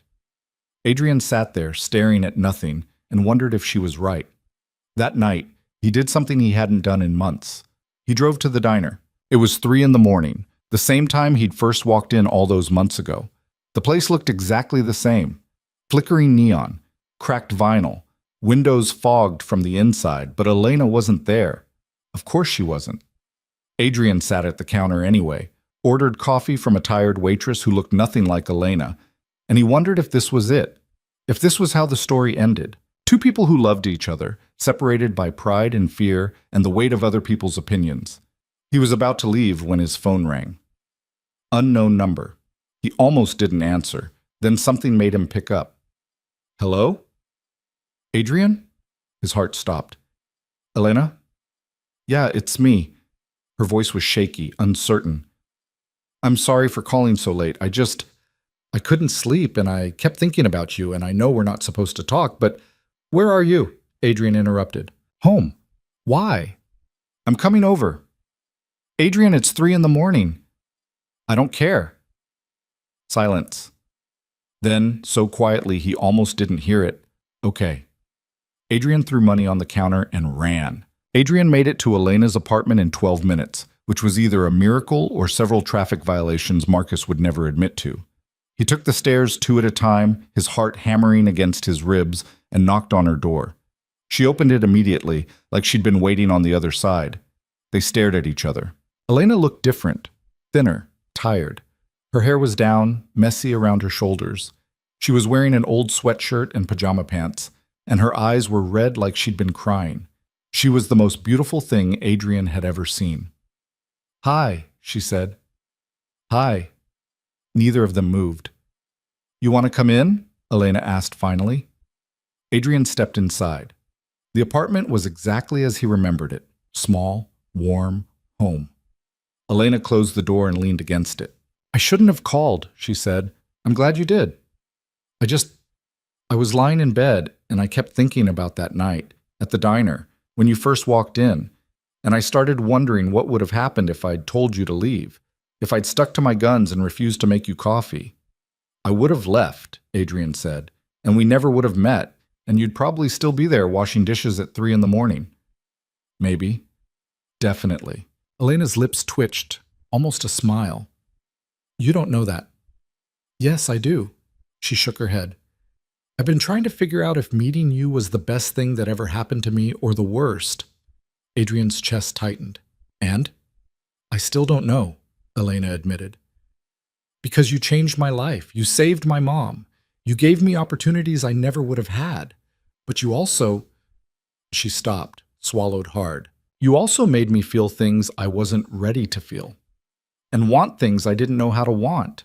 And now I don't know how to go back to who I was before." "Maybe you're not supposed to go back," Adrian said quietly. "Then who am I supposed to be?" "I don't know." but I know you'll figure it out. Elena looked at him, and there was something raw in her expression. I miss you. The words hung between them. I miss you too, Adrian said, every single day. Liam asks about you constantly, wants to know when you're coming over, when we can play cards again, if you'll come to his next soccer game. Elena's eyes filled with tears. I didn't mean to hurt him. I know. I needed space. I needed to figure out who I was without you, without Cole Enterprises, without all of it. And did you? Adrian asked. Figure it out? Elena laughed, but it sounded broken. No, I just figured out that being without you is worse than dealing with everything else. Adrian stepped forward. Elena, but I'm still scared, she said quickly. I'm still terrified that if we do this again, I'll lose myself, that I'll become Adrian Cole's girlfriend and nothing else, that everything I've worked for will disappear. It won't. You don't know that. Yes, I do, Adrian said, because I've watched you build something incredible. I've seen you stand in front of rooms full of people who doubted you and prove them wrong. I've seen you fight for what you believe in even when it would have been easier to quit. You're not someone who disappears, Elena. You're someone who shows up. Elena wiped her eyes. You really believe that? With everything I have. She stared at him for a long moment. Then she closed the distance between them and kissed him. It wasn't gentle. It was desperate and messy and tasted like salt from her tears. Adrian's hands found her waist, pulled her closer, and Elena made a sound that was half sob, half laugh. When they broke apart, she was shaking. I don't know how to do this, she whispered. Neither do I. What if we mess it up again? Then we mess it up, Adrian said, and we figure it out together. Elena looked up at him and there was hope in her eyes, fragile and terrified, but real. Together, she repeated. Yeah. She kissed him again, softer this time, like a promise. And for the first time in months, Adrian felt like he could breathe. They stayed up the rest of the night talking, not about the heavy things, not about Vanessa or the photo or the articles or any of it. They talked about Liam's soccer team, about Elena's new job, about a documentary she'd watched about octopuses, about nothing and everything. And it felt normal, like they were just two people who'd found each other and were trying to figure out how to make it work. When the sun started to rise, Elena made coffee and they sat on her tiny balcony watching the city wake up. I have to tell you something, Elena said. Adrian looked at her. Okay? My new job, the nonprofit downtown. Yeah? It's good, really good. The people are great, the work matters, but it's not… She paused. It's not the outreach program. It's not what we built together. You built that, Adrian said. Not me.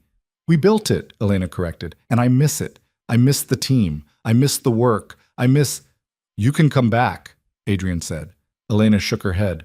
I can't. Not like before. Not as your employee. Then come back as a partner. She frowned. What? The outreach program needs a director, someone who knows it inside and out, someone the team trusts, someone who actually gives a damn. Adrian leaned forward. Come back. Not to work for me, to work with me. Equal partnership, your program, your decisions. I'll fund it, but you run it. Elena stared at him. Are you serious? Completely. Adrian, that's a huge commitment. I know. And people will still talk. Let them. You're sure? Adrian took her hand. I've never been more sure of anything. Elena's eyes filled with tears again. You're going to make me cry. Is that a yes? She laughed and wiped her face. That's a yes. Adrian pulled her into his arms, and she buried her face in his chest. Thank you, she whispered. For what? For not giving up on me. Never, Adrian said. They sat there as the sun climbed higher, and Adrian felt something settle in his chest. This was right. Messy and complicated and completely terrifying. But right. The next morning, Adrian woke up in Elena's bed. She was curled against his side, her hair spread across the pillow, her breathing slow and even. He watched her sleep and felt his heart do something complicated. This was the woman who'd walked into his life at 3 a.m. and turned everything upside down. The woman who'd challenged him, frustrated him, made him feel things he thought he'd buried with his wife. The woman he loved. His phone buzzed on the nightstand. A text from Diane. Where are you? You have a meeting in 20 minutes. Adrian swore quietly and carefully extracted himself from Elena's grip. She stirred. Where are you going? Meeting. I forgot. Elena sat up, rubbing her eyes. What time is it? 8:30. You're going to be late. I know. Go, Elena said. I'll still be here when you get back. Adrian kissed her. Promise? Promise. He got dressed, grabbed his keys, and headed for the door. Then he stopped and turned back. Move in with me, he said. Elena froze. What? Move in with me. You and your mom. There's plenty of space. She'll have access to better care. You won't have to commute. Liam would be thrilled. Adrian, think about it, he said. Just think about it. Then he left before she could say no. He made it to the office with 3 minutes to spare. Diane took one look at him and raised an eyebrow. You're wearing yesterday's clothes. Am I? And you're smiling. Actual genuine smiling. What happened? Adrian sat down at his desk. Elena and I talked. And we're trying again. Diane's expression softened. Good. That's it? Just good? What do you want me to say? I told you to talk to her. You talked to her. Now you're together. I'm happy for you. Adrian studied her. You don't think it's a bad idea? I think it's complicated, Diane said, but I also think you're both adults who deserve to be happy. So yeah, good. She left. Adrian sat there for a moment, then pulled out his phone and texted Elena. I mean it. Think about it. 3 dots appeared, disappeared, appeared again. Finally, I will. Adrian smiled and got to work. The meeting was with investors, standard quarterly review. Adrian half listened, gave his usual updates, answered the usual questions. Then one of them asked about the outreach program. I hear there's been some turnover, the man said. His name was Richard something Adrian couldn't remember. The director left. How's that affecting operations? We're bringing her back, Adrian said. Richard frowned. The waitress? Adrian's jaw tightened. Her name is Elena Brooks, and she built that program from the ground up. She's the best person for the job. But the optics are fine, Adrian said. Elena has proven herself 10 times over. The program is thriving because of her work. And I'm not going to let gossip dictate business decisions. Richard looked like he wanted to argue, but something in Adrian's expression made him think better of it. Of course, he said. I'm sure she's very qualified. The meeting ended shortly after. Diane caught up with Adrian in the hallway. That was quite a defense, she said. He called her the waitress. I know. Like she's not a person. Like she didn't work her ass off. I know, Diane repeated, and you handled it. But you need to be prepared. That's not going to be the last time someone questions her credentials. Then I'll defend her every time. Diane smiled. I know you will. Just make sure she's okay with that. Adrian frowned. What do you mean? I mean, Elena spent months trying to prove she's more than the woman you saved. If you keep fighting her battles for her, you're going to undermine that. Adrian opened his mouth, closed it. She needs to fight her own fights, Diane said gently. And you need to let her. She walked away, leaving Adrian standing in the hallway, feeling like he'd just failed a test he didn't know he was taking. That night, he went back to Elena's apartment. She answered the door in yoga pants and a tank top, her hair pulled back, looking more relaxed than he'd seen her in months. Hey, she said. Hey, can we talk? That's never a good opening. Adrian stepped inside. I defended you today, in a meeting. One of the investors called you the waitress, and I told him you were the best person for the job. Elena's expression shifted. Okay. And Diane said I shouldn't have done that I should let you fight your own battles. She's right. Adrian blinked. What? She's right, Elena repeated. I appreciate you defending me, really, but if you keep doing it, people are never going to see me as anything other than the woman you're protecting. So what am I supposed to do? Just let them talk? Yes, Elena said. Let them talk, and let me prove them wrong. Adrian shook his head. I don't know if I can do that. You have to. Why? Because I need to stand on my own, Elena said. I need people to see me as competent and capable without you stepping in every time someone questions me.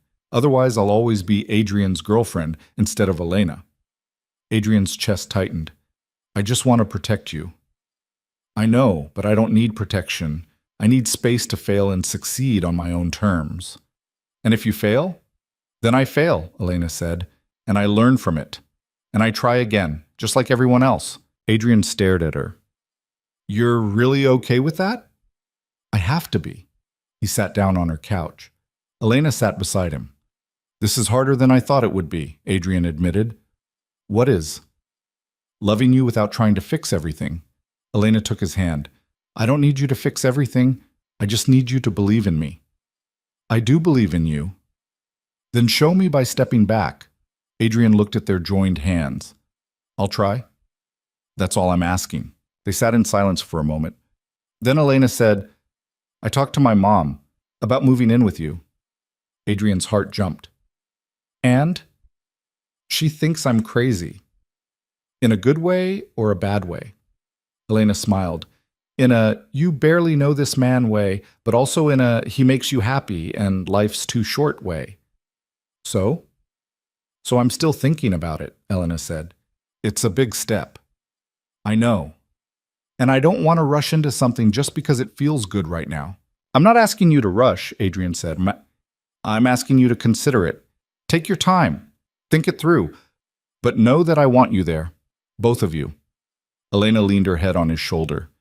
You're really okay with my mom living with you? Your mom is great.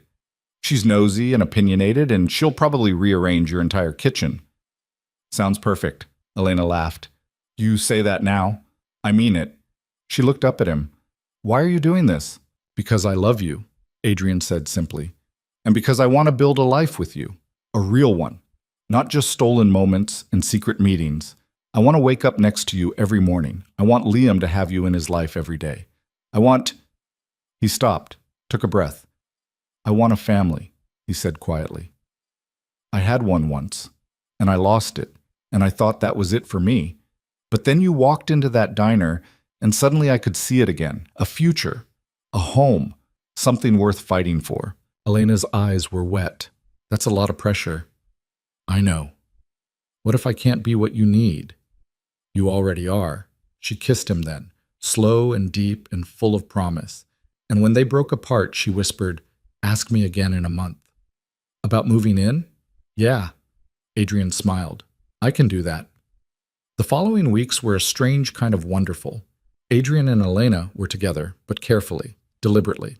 They had dinner a few times a week, went to Liam's soccer games, watched movies on her couch. But they also maintained boundaries. Elena kept her apartment. Adrian didn't push. They moved at a pace that felt sustainable instead of desperate. And slowly, things started to settle. Elena officially returned to Cole Enterprises as the director of the outreach program. Not as an employee, as a partner. The announcement was met with mixed reactions. Some people were supportive, some were skeptical. Some openly questioned whether she deserved it. Elena handled it with grace. She showed up every day, ran her meetings, made her decisions, and when people questioned her, she answered with data and results instead of defensiveness. Adrian watched from a distance and tried not to interfere. It was the hardest thing he'd ever done. But he did it. Because Elena was right. She needed to prove herself on her own terms. And she was doing it. One afternoon, about 6 weeks after they'd gotten back together, Adrian got a call from his father. He hadn't spoken to his father in 3 years. Not since the funeral. Not since the old man had shown up drunk and told Adrian his wife's death was karma for abandoning the family business. Adrian stared at the phone for a long moment. Then he answered. Hello? Adrian. His father's voice was rough, older than Adrian remembered. It's me. I know. Silence. I'm in town, his father said finally. I was hoping we could talk. About what? About everything, about nothing. I don't know. I'd like to see you.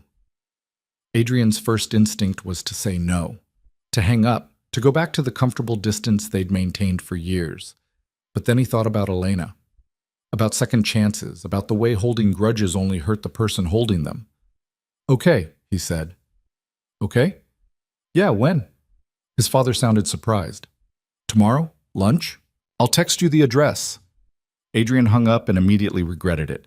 Elena found him an hour later, staring at his computer without seeing it. "You okay?" she asked. "My father called."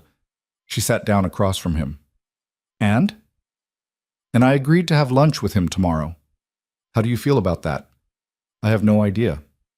Elena was quiet for a moment, then she said, "Do you want me to come with you?" Adrian looked up. "What?" "To lunch. Do you want me there?" "You don't have to." "I know I don't have to," Elena said, "but you've been there for every hard thing in my life for the past year. Let me be there for one of yours." Adrian's throat tightened. "You'd do that?" "Of course. He's not easy. Neither is my mom, and you handled her fine." Adrian smiled despite himself. "Your mom is delightful." "My mom asked if you were circumcised." "She was curious." Elena laughed. "She was testing you, and you passed. So you'll come?" "If you want me to." Adrian reached across the desk and took her hand. "Yeah, I want you to." The next day they met Adrian's father at a quiet restaurant in Midtown. He was already there when they arrived, sitting at a corner table, nursing a glass of water, looking older and smaller than Adrian remembered. Thomas Cole had been a force once, a real estate developer who'd built half of Brooklyn before the market crashed and took everything with it. Now he looked like a man who'd spent too many years fighting battles he couldn't win. He stood when he saw Adrian. "Son," he said. "Dad." Adrian shook his hand, stiff, formal. "This is Elena." Thomas looked at her, and his expression shifted, softened. "The waitress," he said. Adrian tensed, but Elena just smiled. "Former waitress," she said. "Current pain in your son's ass." Thomas laughed, actually laughed. "I like her already." They sat down, ordered food, made awkward small talk about the weather and the traffic and nothing that mattered. Then Thomas set down his fork and looked at Adrian. "I owe you an apology," he said. Adrian froze. "I was wrong," Thomas continued. "At the funeral. What I said, how I acted, all of it. I was drunk and angry, and I blamed you for things that weren't your fault." "Dad, let me finish." Thomas's voice was steady.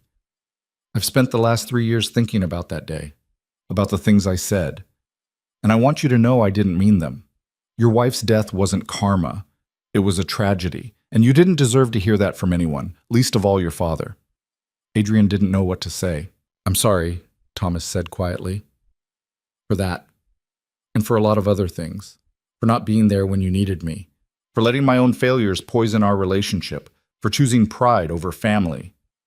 Adrian's chest felt tight. "Why now?" "Because I'm getting old," Thomas said. "And I'm tired of being angry. And I don't want to die without at least trying to fix this." Adrian looked at Elena. She gave him a small nod. "Okay," Adrian said. Thomas blinked. "Okay? Yeah, I accept your apology." "Just like that?" "Just like that," Adrian said. "But I need you to know, I'm not the same person I was 3 years ago. I have a son. I have responsibilities. I have—" He glanced at Elena. "I have a life," he finished, "and I'm not going to let you back in if you're just going to blow it up again." Thomas nodded slowly. "That's fair. So if we're going to do this, we do it right. No more drinking, no more showing up unannounced, no more—" "I've been sober for 18 months, Thomas interrupted. Adrian stopped. "What?" 18 months. AA meetings twice a week. Sponsor? The whole thing." "You're serious?" "Dead serious." Thomas pulled out his wallet and showed Adrian a sobriety chip. "I'm trying, Adrian, really trying, and I know I don't deserve another chance, but I'm asking for one anyway." Adrian stared at the chip, then at his father, and he saw something he hadn't seen in years. Hope. "Okay," Adrian said again. "Okay? Yeah, let's try." Thomas's eyes filled with tears. He wiped them quickly, embarrassed. "Thank you," he said. They finished lunch, talked about safer things, Liam's soccer, Elena's outreach program, Thomas's new apartment in Queens, and when they said goodbye, Thomas hugged Adrian, actually hugged him. Adrian stood there, awkward and stiff, and then slowly hugged back. When they pulled apart, Thomas looked at Elena. "Take care of him," he said. "I will," Elena said. "As long as he lets me." Thomas smiled. "Good." He left. Adrian stood on the sidewalk, watching his father disappear into the crowd, and felt something shift inside him. "You okay?" Elena asked. "I think so." That was big. "Yeah." She took his hand. "I'm proud of you." Adrian looked at her. "For what?" "For giving him a chance. That couldn't have been easy." "It wasn't," Adrian admitted. "But you were right. About second chances. About not holding grudges. I'm always right." He laughed. "Don't let it go to your head." They walked back to the car hand in hand, and Adrian realized something. For the first time in years, he felt like maybe everything was going to be okay. That night, Elena called him. "Hey," she said. "Hey, you okay?" "Yeah, I wanted to tell you something." "Okay." "My mom's cancer. The doctors did another scan today." Adrian's heart stopped. "And?" "Remission," Elena said, and her voice broke. "Complete remission." Adrian felt his knees go weak. "Elena?" "She's going to be okay," Elena whispered. "She's actually going to be okay." "I'm so happy for you," Adrian said, and he meant it with everything he had. Elena was crying now, happy tears, relieved tears.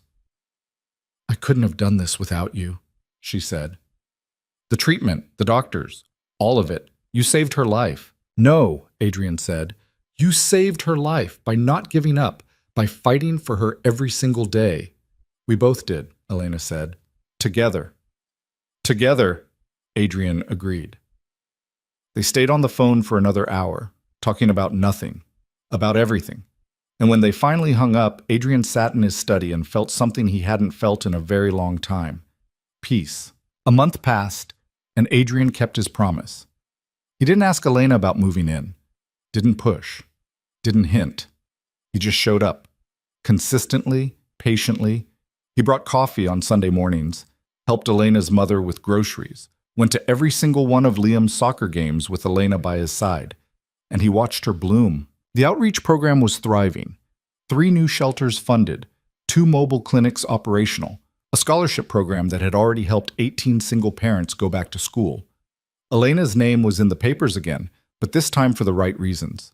People stopped calling her the waitress and started calling her the director, started recognizing her work as her own, and Adrian stepped back and let her have it. It killed him sometimes, when investors questioned her decisions and he had to sit there silently instead of defending her. When board members challenged her budgets and he had to trust she could handle it. But she always did. With grace and data and a quiet confidence that made Adrian fall in love with her all over again. One night, they were at his apartment. Liam was asleep. The city lights twinkled outside. Elena was curled up on the couch, reading through grant proposals, and Adrian was watching her instead of the financial reports on his laptop. "You're staring," she said without looking up. "I know. It's distracting. Sorry." She set down her papers and looked at him. "What are you thinking about?" "You." "That's vague." "I'm thinking about how much I love watching you work," Adrian said. "How you get this little crease between your eyebrows when you're concentrating. How you chew on your pen when you're thinking. How you're the most competent person I've ever met, and you still don't quite believe it." Elena's cheeks flushed. "Stop." "Why?" "Because you're making it hard to focus." Adrian closed his laptop and moved to sit beside her. "Then don't focus. I have 3 proposals to review before tomorrow. They can wait." "Adrian?" He kissed her, slow and deep and unhurried. Elena made a small sound and kissed him back, her hands finding his hair, and the grant proposals slid forgotten to the floor. When they finally broke apart, both breathing hard, Elena said, "That was unfair." "Was it?" "Completely." Adrian smiled and pulled her into his lap. "Ask me what day it is." Elena frowned. "What?" "Ask me what day it is." "It's Thursday." "It's been a month," Adrian said, "since I asked you to move in. You said to ask again in a month." Elena's breath caught. "I did say that. So I'm asking." Adrian looked at her, and his voice was steady. "Move in with me. You and your mom. Be here. Every day. Wake up next to me. Have breakfast with Liam. Fill this place with your books. and your terrible taste in reality TV and your mom's nosy questions. Elena's eyes filled with tears. You really want this? More than anything. It's going to be messy. My mom's going to reorganize your entire kitchen. Liam's going to have questions. People are still going to talk. I know. And I'm still going to need my space sometimes. Still going to need to prove myself. I know that too. Elena looked at him for a long moment. Then she said, Okay. Adrian's heart stopped. Okay? Yeah. She smiled through her tears. Let's do it. Adrian kissed her again, and this time it felt like a promise, like a beginning. Moving in was chaos. Elena's mother, Margaret, showed up with opinions about everything: the furniture arrangement, the color scheme, the complete lack of actual food in Adrian's refrigerator. How does a grown man live on takeout and protein shakes? She demanded, standing in the kitchen with her hands on her hips. Very efficiently, Adrian said. Margaret gave him a look that could have melted steel. We're going grocery shopping, now. 2 hours later, Adrian found himself pushing a cart through Whole Foods while Margaret filled it with vegetables he couldn't pronounce and lectured him about the importance of fiber. Elena trailed behind them, trying not to laugh. Your mother is terrifying, Adrian whispered. I know, Elena said cheerfully, but she likes you. How can you tell? She's only threatened to hurt you twice. That's basically love. Adrian looked at Margaret, who was now interrogating a clerk about the organic certification of the spinach, and wondered what he'd gotten himself into. But that night, when they all sat down to dinner together, him and Elena and Liam and Margaret, around the table in his penthouse that had never felt like home until now, Adrian realized he wouldn't change a thing. This was messy and loud and completely imperfect, and it was exactly what he'd been missing. Liam adapted to the new arrangement with the flexibility of a 5-year-old. Elena wasn't his mom, they were careful about that. But she was someone who made his dad smile. Someone who played cards with him and helped with homework and came to every soccer game. Someone who felt like family. One Saturday morning, Adrian found Liam in the kitchen with Elena, both of them covered in flour. What's happening here? Adrian asked. We're making pancakes, Liam announced. The fancy kind, with chocolate chips. I can see that. Elena grinned at him. Your son is a natural chef. My son is making a mess. It's the same thing. Liam giggled and dumped more flour into the bowl. Half of it missed. Adrian should have been annoyed. His kitchen was a disaster. There was batter on the ceiling. Instead, he grabbed his phone and took a picture. Because this was the life he'd wanted, the one he'd thought he'd lost forever. And somehow, impossibly, he'd found it again. The outreach program's 6-month review came in October. Elena presented to the board herself. No notes, no safety net, just her and a presentation she'd spent weeks perfecting. Adrian sat in the back of the conference room and watched her command the space. She was brilliant, confident, unshakable. She presented data on families helped, lives changed, communities strengthened. And when the board members asked their questions, some supportive, some challenging, some outright hostile, she answered every single one without flinching. At the end, the board voted unanimously to expand the program, double the budget, triple the reach. Elena walked out of that room with her head high, and Adrian met her in the hallway. You were incredible, he said. I was terrified. Couldn't tell. Elena laughed, and the sound was pure relief. I thought Henderson was going to eat me alive. Henderson always looks like that. He asked if I had any actual management experience. What did you say? I told him I've been managing impossible situations my entire life. This was just the first time someone paid me for it. Adrian grinned. And? And he laughed, actually laughed, then voted yes. See? Told you didn't need me to defend you. Elena looked at him, and there was something soft in her expression. I did need you, just not in the way I thought. I needed you to believe in me enough to let me fail. You didn't fail. I could have, Elena said, and you still would have let me try. That's what mattered. Adrian pulled her into his arms right there in the hallway, not caring who saw. I'm proud of you, he said. I'm proud of me too, Elena whispered. And Adrian knew that was exactly the point. That night, they celebrated, not with champagne and fancy dinners, with pizza on the living room floor and Liam between them, telling them about a kid at school who could burp the alphabet. Margaret sat in the armchair, pretending to be scandalized but smiling the whole time. And Adrian looked around at this strange, patched-together family and felt something settle in his chest. Contentment. He'd spent so many years chasing the next deal, the next success, the next thing that would prove he was enough. And he'd missed the point entirely. This was enough. This messy, imperfect, beautiful life. This was everything. 2 weeks later, Vanessa showed up at Adrian's office. He hadn't seen her since the photo incident, hadn't thought about her much either, but there she was, standing in his doorway like a ghost from a life he'd left behind. "What do you want?" Adrian asked. Vanessa stepped inside and closed the door. "I came to apologize." Adrian blinked. "What?" "I said some terrible things, did some terrible things, and I want to apologize." "Why now?" Vanessa sat down across from him. "Because I've been watching you, from a distance, and I realized something." "What?" "You're happy," she said simply. "Actually happy. And I tried to destroy that because I was miserable, and that was wrong." Adrian didn't know what to say. "Elena's good for you," Vanessa continued. "I can see it. The way you look at her, the way she looks at you. It's real, and I tried to ruin it because I couldn't stand seeing you have what I wanted." "Vanessa, I'm not asking for forgiveness," she said. "I don't deserve it. I just wanted you to know that I'm sorry, and that I'm done. No more games, no more threats. I'm letting it go." Adrian studied her. "Why should I believe you?" "Because I deleted the photo," Vanessa said. "And every copy I had. And I signed a legal agreement saying I'll never speak about your relationship publicly. My lawyer has it. You can verify." She pulled out a folder and slid it across the desk. Adrian opened it, read through the document. It was real. "What changed?" he asked. Vanessa smiled, but it was sad. "I got tired of being angry, tired of holding grudges, tired of wasting my life on revenge that didn't make me feel any better." She paused. "I'm seeing someone, a therapist. She's helping me work through some things." "That's good." "Yeah." Vanessa stood. "I won't bother you again. I just wanted to clear the air." She walked to the door, then stopped and turned back.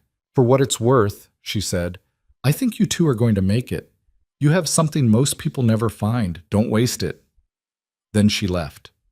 Adrian sat there for a long time, staring at the legal agreement, and felt a weight lift. It was over, all of it.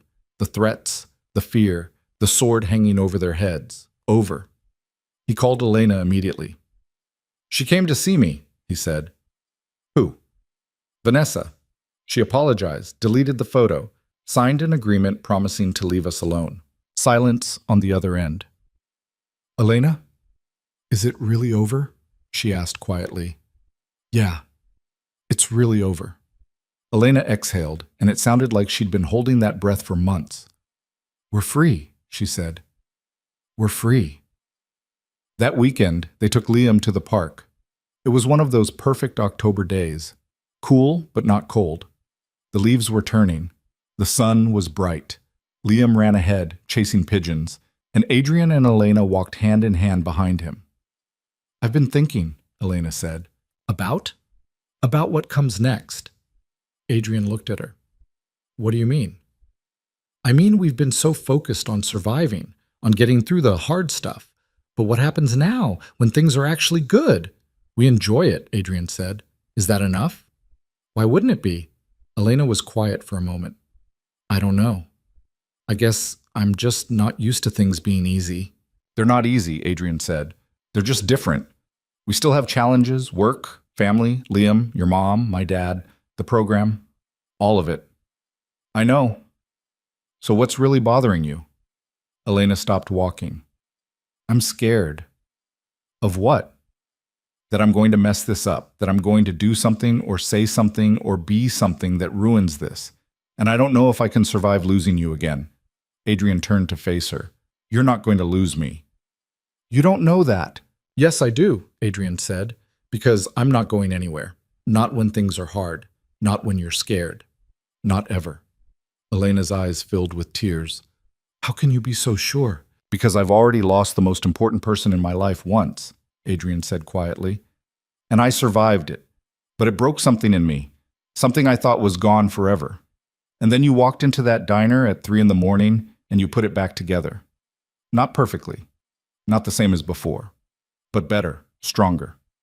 He cupped her face in his hands. You saved me, Elena, just as much as I saved you, and I'm not going to let go of that, not for anything. Elena kissed him then, right there in the middle of the park, with Liam shouting about pigeons in the background and the sun warm on their faces. And it felt like a promise, like forever. Thanksgiving came, and for the first time in years, Adrian's penthouse felt full. Elena and Margaret, Liam, Thomas, sober and trying and welcomed back into the fold. Diane, who'd been invited and looked genuinely touched. Marcus, who'd been driving Adrian around for 5 years and finally got to sit at the table instead of waiting in the car. It was loud and chaotic, and the turkey was slightly overcooked, and Margaret and Thomas got into an argument about politics that almost ended in thrown roles. It was perfect. After dinner, after Liam had fallen asleep on the couch and the adults were nursing coffee and pie, Thomas pulled Adrian aside. You've built something good here, he said. Thanks. I mean it. A real family. The kind I never gave you. Adrian looked at his father. You're here now. That's what matters. Thomas's eyes were wet. I don't deserve it. Probably not, Adrian said. But I'm giving it to you anyway. They stood there in comfortable silence, watching Elena and Margaret bicker over whether to watch football or a cooking show. She's good for you, Thomas said. I know. Don't screw it up, Adrian smiled. I'll try not to. That's all any of us can do. December arrived, and with it came the question Adrian had been avoiding, not because he didn't know the answer, but because he wanted to get it right. He talked to Liam first. Hey, buddy, can I ask you something? Liam looked up from his homework. Okay. How do you feel about Elena? I like her. I know you do, but I mean, how would you feel if she was here all the time, like forever? Liam frowned. She already lives here. I mean, forever, forever, like married. Liam's eyes went wide. Are you going to marry her? Maybe, if she says yes. How would you feel about that? Liam thought about it with the seriousness only a 5-year-old could muster. Would she still make pancakes? He asked. Probably. And play cards? Definitely. And come to my soccer games? Every single one, Liam nodded. Then I think you should marry her. Adrian smiled. Yeah? Yeah, she's nice, and she makes you happy, and she doesn't make me eat vegetables as much as Grandma Margaret does. That's a pretty good reason. I know. Adrian hugged his son. Thanks, buddy. Can I be in the wedding? Of course.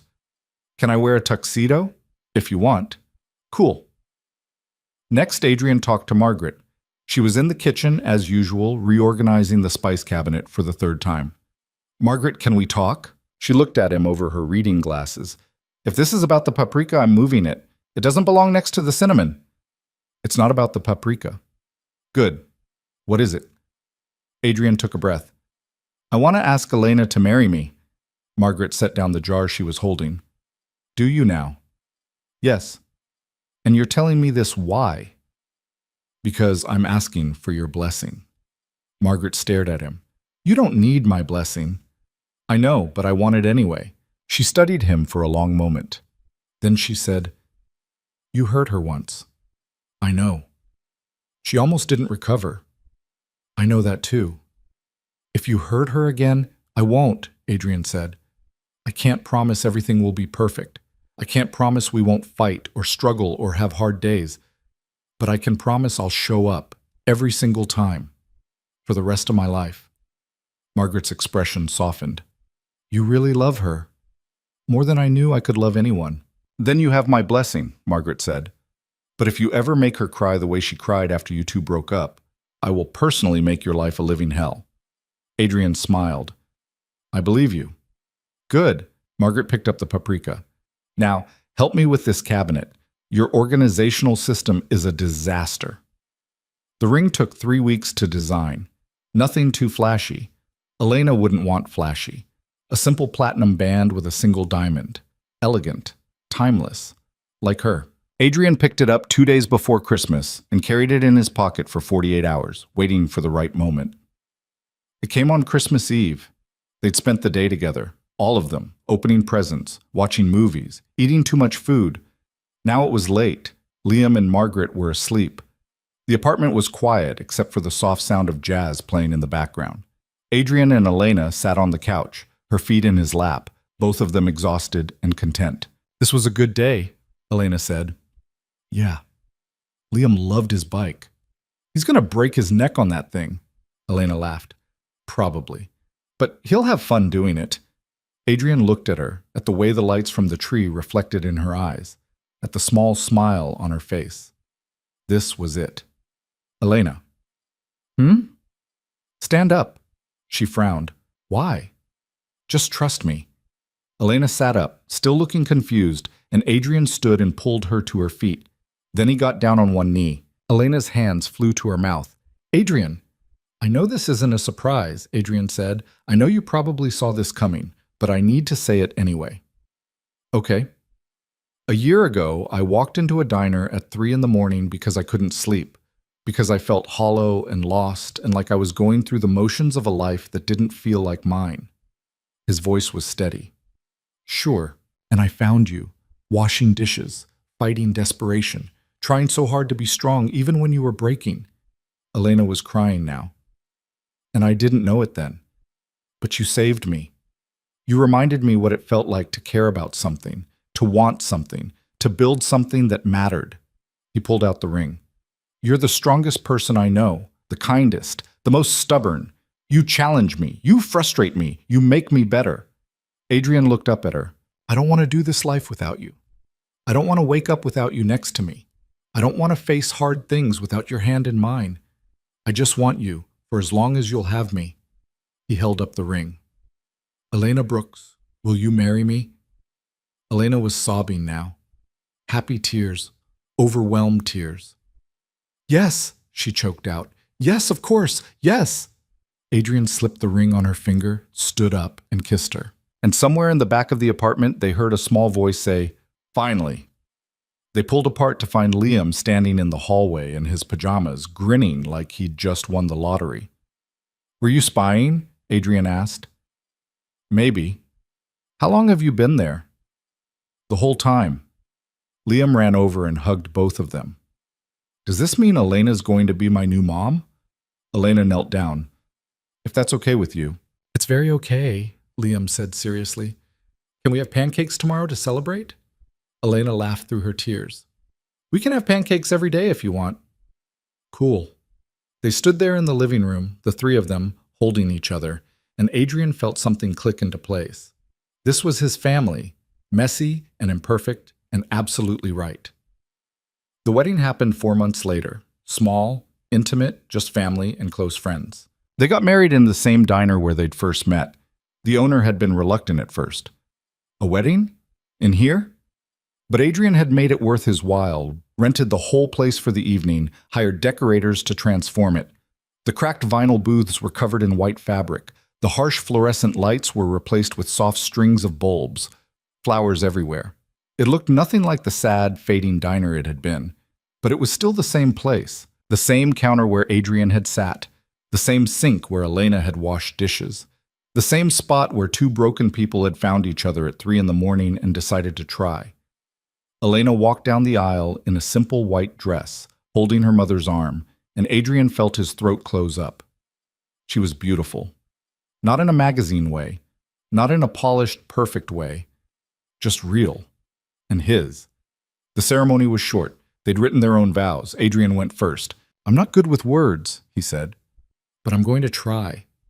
Elena, you walked into my life when I'd given up on feeling anything real, and you didn't fix me. You didn't save me. You just showed up, consistently, patiently, and you reminded me that broken things can still be beautiful." His voice cracked. "You're my partner, my best friend, the person I want to annoy for the rest of my life. And I promise to show up for you the way you've shown up for me, every single day, no matter what." Elena was crying. Then it was her turn. "I didn't believe in fairy tales," she said. "I didn't believe in billionaires who swept waitresses off their feet. I didn't believe in second chances or happy endings or any of it." She looked at him. "But you changed that." Not because you saved me, but because you saw me, really saw me. When I was tired and scared and trying so hard to just survive, you saw me and you believed in me even when I didn't believe in myself. She took his hands. I don't know what the future holds. I don't know if it'll be easy or hard or somewhere in between, but I know I want to face it with you. I know I want to build a life with you. I know I want to grow old with you and fight with you and make pancakes with you and love you until I can't anymore. She smiled through her tears. You're my home, Adrian, and I'm never letting go. There wasn't a dry eye in the place. They kissed, Liam cheered, Margaret sobbed, Thomas clapped, and at 3 a.m, in the same diner where it all began, Adrian and Elena became husband and wife. The reception was loud and chaotic and perfect. They danced, they ate, they laughed until their faces hurt. And when it was over, when everyone had gone home and it was just the two of them standing in the empty diner, Elena turned to Adrian. We did it, she said. Yeah, we did. I'm terrified. Adrian pulled her close. Me too. But also happy. Me too. They stood there holding each other, and Adrian thought about how far they'd come. From strangers in a diner to this, to a marriage, a family, a life. It wasn't perfect. It was never going to be perfect, but it was theirs, and that was enough. 6 months later, the outreach program celebrated its 1-year anniversary. The event was huge, hundreds of people, donors, partners, families who'd been helped. Elena stood on stage and told their story. Not the sanitized version, not the PR-friendly version, the real one. She talked about being a waitress who couldn't afford her mother's treatment, about meeting a man who offered her a chance when she had nothing left to lose, about fighting to prove herself, about failing and trying again, about building something that mattered. I'm not special, she said. I'm not a hero. I'm just someone who got lucky, who had someone believe in me when I needed it most, and I want to pay that forward. She looked out at the crowd. That's what this program is about. Not charity, not pity, just people helping people, believing in each other, showing up when it matters. The room erupted in applause. Adrian watched from the back, his heart full, and thought about how wrong he'd been all those months ago. He hadn't saved Elena. She'd saved herself. He'd just been smart enough to get out of the way. That night, back at home, Elena kicked off her heels and collapsed on the couch. That was exhausting, she said. You were amazing. I almost threw up twice. Couldn't tell. Elena laughed. Liar. Adrian sat beside her. Liam was at a sleepover. Margaret was visiting Thomas at his place. They were alone. You know what I was thinking about today? Elena asked. What? That night in the diner, when you first walked in. Yeah? I almost told you to leave. I was so tired and so done, and I just wanted to finish cleaning and go home and collapse. Why didn't you? Elena looked at him. Because you looked worse than I felt. And I thought, maybe he needs the coffee more than I need the quiet. Adrian smiled. Best decision you ever made. Second best, Elena corrected. The best was saying yes when you asked me to marry you. What about saying yes to the job? Third best? Moving in? Fourth. You're ranking our entire relationship? Elena grinned. Maybe. Adrian pulled her close. Where does this rank? What? This. Right now. Just us. Being together. Elena was quiet for a moment. Then she said, First. This is first. They sat there in the quiet, and Adrian realized something. This was what happiness looked like. Not grand gestures, not big moments, just this. Two people who'd found each other in the dark and decided to build something in the light. Two people who'd been broken and scared and desperate. Two people who'd learned that saving each other wasn't about money or power or fixing what was wrong. It was about showing up, believing, trying. It was about choosing each other every single day, even when it was hard, especially when it was hard. That was the real story. Not a billionaire and a waitress, just two people learning how to love in a world that made it difficult. And somehow, impossibly, making it work. Years later, when people asked how they met, Elena would smile and say, at 3 a.m. in a diner that's not there anymore. And Adrian would add, she made terrible coffee. And Elena would elbow him and say, you drank 3 cups. And they'd laugh because it was true. All of it, the terrible coffee, the desperate hope, the impossible odds. The belief that sometimes, when you're standing in the wreckage of your life at 3 in the morning with nothing left to lose, the best thing you can do is let someone in, even if you don't trust them, even if it terrifies you, even if every rational part of your brain says it's a mistake. Sometimes you have to take the chance. Sometimes you have to say yes. Sometimes you have to believe that broken people can find each other and build something beautiful, not despite the cracks, but because of them. That was what Adrian and Elena had learned. Not that love fixes everything, but that showing up for each other consistently and imperfectly was enough. That choosing each other every single day was enough. That building a life together, one messy moment at a time, was enough. And as they sat together in their living room, years after that first meeting in a fading diner, with their family asleep down the hall and their future stretching out before them, they knew one thing for certain. They'd found their home, not in a place, in each other. And that was worth everything.